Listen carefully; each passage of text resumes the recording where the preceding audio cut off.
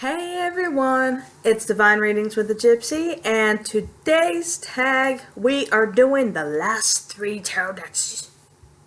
I think that's a very straightforward point tag, but I love that it was 5 questions long and I could pretty much talk very intimately about some of the three decks that I just got. Terrible me, shame on me. I've been on a deck buying frenzy, so it's kind of hard to tell you what really were my last three decks. And it's kind of hard to really work with everything because in the process of me in a buying frenzy right now, I'm also in a place where I'm trying to purge my collection, and I've been doing a tarot tag on Instagram is Love It, Trade It Tarot, which is all about you either love it or you trade it. And I was working with the Shadowscapes Tarot, if you follow my Instagram feed at all. And I've decided I think it's time for me to move on with that deck. And if I don't move on with that deck, it would be probably the Circle Tarot because I feel like either one of those two is. I only would rather have one fairy tarot deck than two Fae tarot decks that I don't use. So I'm in the process of purging, and I'm also even in the midst of all this new tarot decks coming in. Oh my god. A lot of it has to do with stress levels, and because I've been so stressed with my daughter being in the hospital, and I'm just feeling that void, that little void that we feel when we collect tarot. No further ado. No further ado. Let me try to get into this tarot tag and not rant and ramble. What were the last three tarot decks you've bought? Well, I think this is as close as I'm gonna get. I think these are the last three that really came in the mail. Not mail. Last three that came in the mail. Alright, so if I could get this one opened, is the Curious Oracle.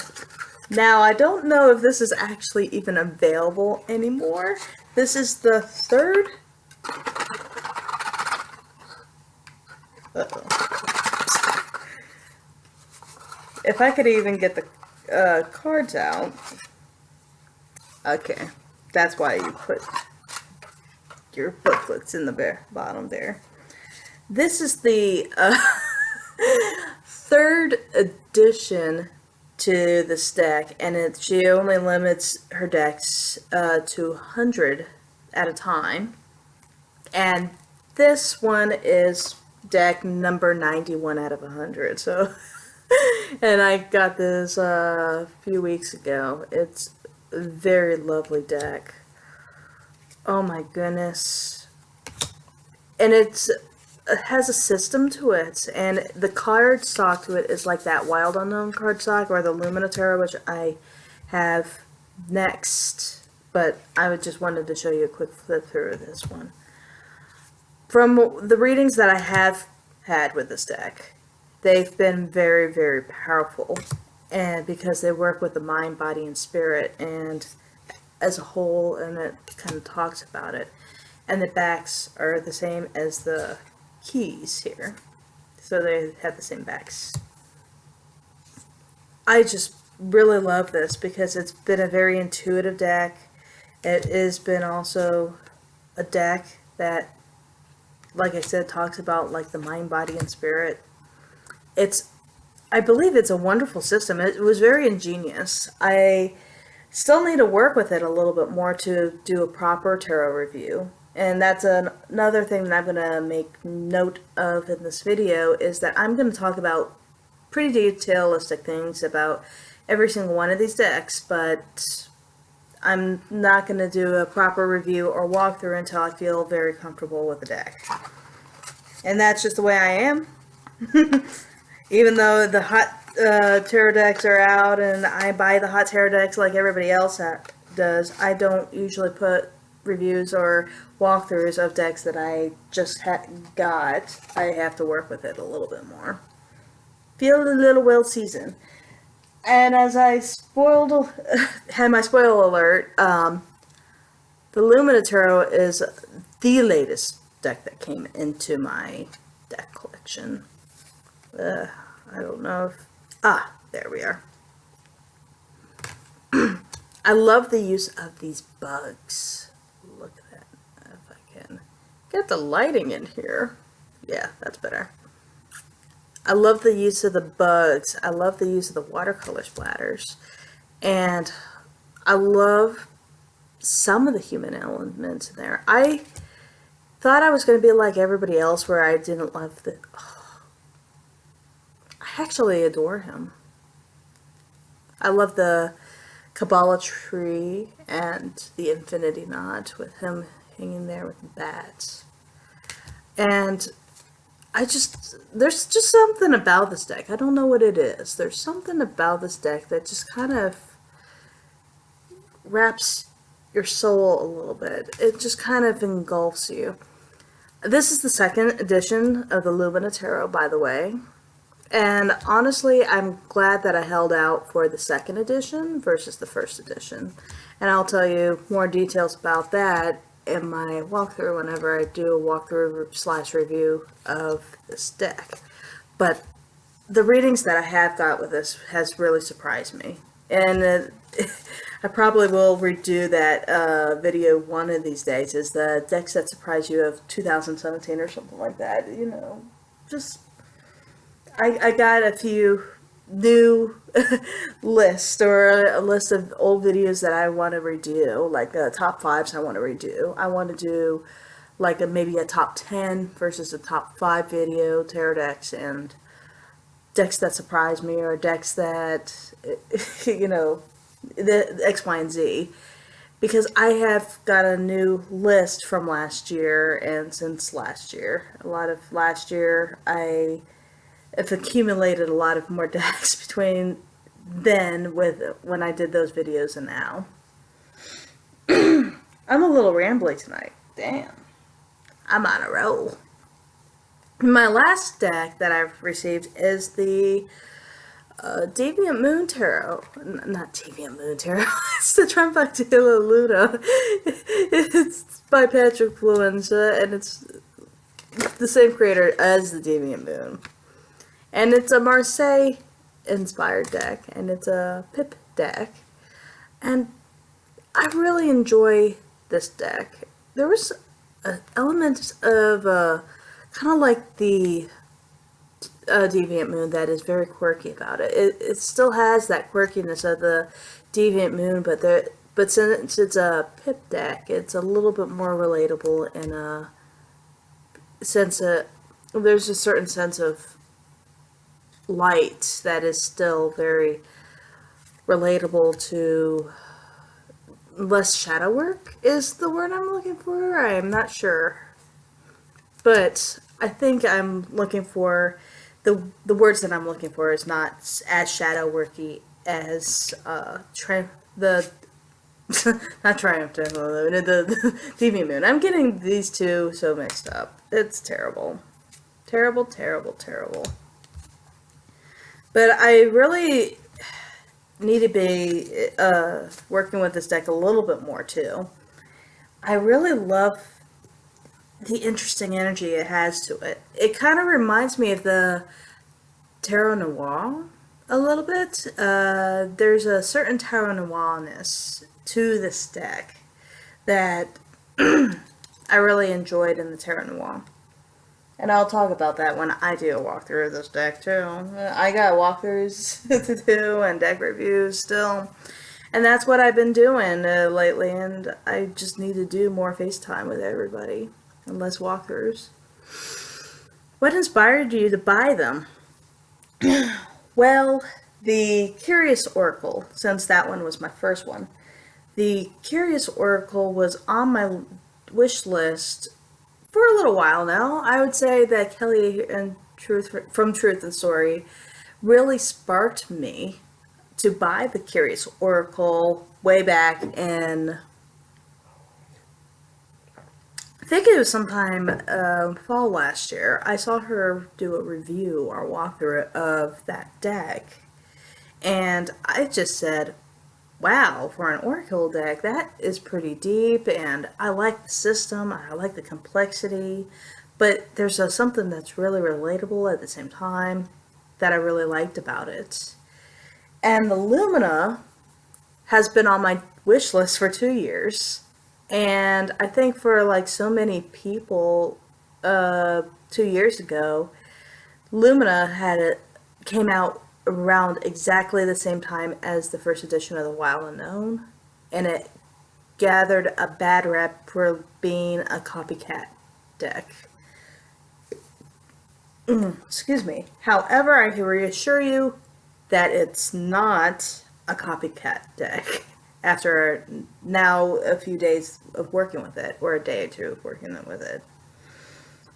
And I feel like the energy was right now. There was before Kelly and Patrick, it was like the stars were aligned. I ordered my Lumina Tarot about 2 to 3 weeks ago, and because I heard Two Spirit talking about it, and I just said, it's probably about time that I just go ahead and get it, because I've been crushing over this deck for quite some time, and I allowed peer pressure to stop me from buying it before, so why not buy it now? So I'm glad I bought it now, because it came in at the right time in my life, actually.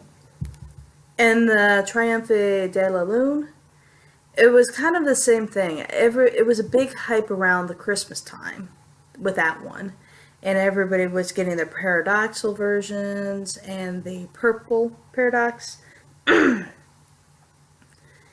also, this particular one of the Triomphe de la Lune was also getting a lot of hype, too. I'm just bringing the decks closer. And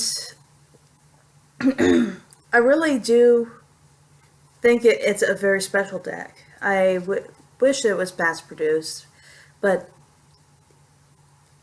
it inspired me to buy it because I really felt attached to it, and I felt more attached to it than the Deviant Moon, even though I love the Deviant Moon. I just felt like this would help me with my connection with the Deviant a little bit better. Question 3. Did they meet your expectations? If not, why not? So far, they have met my expectations. All three of these decks actually has met my expectations in one shape or form. So I'm just going to quickly switch to the next question. Now, question number 4. Of the 3, which one is your favorite?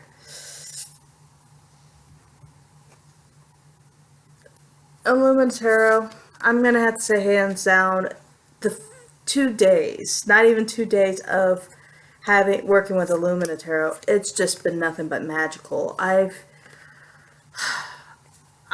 don't know how to describe it. I'll probably talk about it, like I said, and again in my walkthrough of this deck. But there is an element to this deck that is kind of like the Marielle. I have a strange connection to the Marielle as the same way as this one. And the strange connection is that this one, with some of the images, like for an example, him, some of the court suits, and even her and stuff, I do guided meditations sometimes, and I actually, in my guided meditations with my tarot deck, I meet the characters and the cards. I actually meet them within myself, and I've already seemed to my soul seems to click very well with the Knight of Wands in this particular deck. Let me see if I could find him real quick. He and I just kind of hit it off as soon as we made eye contact, it seems. Ah, here he is. One of the cards that would have been my least favorite in the deck actually became my favorite in the deck from the first edition to the second edition. But for whatever reason, he seemed to call me out when we first made eye contact when I flipped through the deck too. I've seen him before. I've seen this image before, don't get me wrong. But it's just something different when you're holding the deck within your hands and you're flipping through the cards and you just sit there and meditate on the card and just the energy on the card. And I just got to meet this energy a little bit, and I haven't done a full meditation yet to meet this energy, but it's just something within yourself that you meet, a voice within yourself that you meet that is amazing. And he just said a nice hello, and it was very nice. What was it? Of the three, which one's your favorite? Okay, we did that. Shuffle the favorite deck for a question. If you had a name, if you had a name, what would it be? Okay. If I had a name, what would it be? I've been trying to catch up on your all's YouTube videos now that I'm shuffling the cards. Alright. Get some overhand time. I usually don't like to rifle shuffle my indie decks. I've been buying more indie decks too. Terrible me.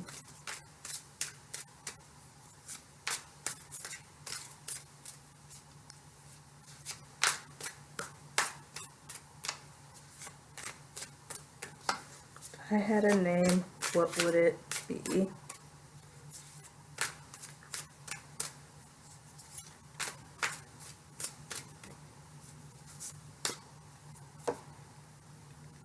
Oh, you kidding me?